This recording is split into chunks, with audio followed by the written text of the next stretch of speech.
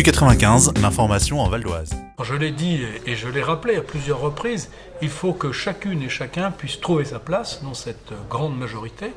Je proposerai donc que, dès la semaine prochaine d'ailleurs, nos jeunes élus, nos arrivants, jeunes et peut-être un peu moins jeunes, et tous nos anciens bien sûr, puissent exercer des responsabilités au sein de ce département.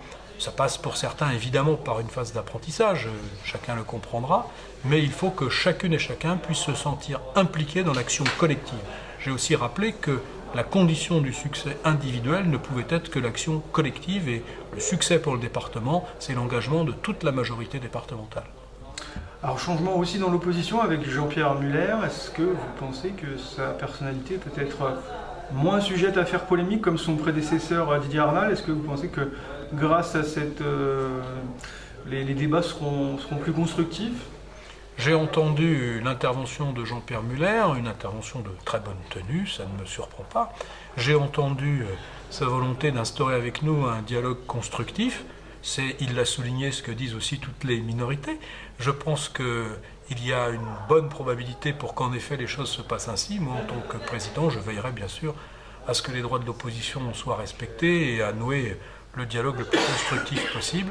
Dans toute collectivité, il est nécessaire qu'il y ait une majorité pour diriger les affaires, mais aussi une opposition pour interroger et contrôler la majorité.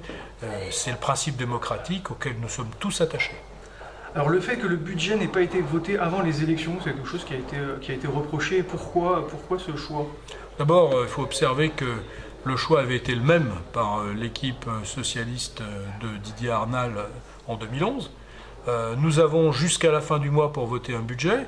Nous allons le faire dans une relative urgence, évidemment, pas tant du point de vue du calendrier d'ailleurs que des conditions qui nous sont faites par l'État, alors que nous ne connaissons même pas aujourd'hui la totalité de nos compétences, puisque la loi n'est toujours pas votée au Parlement.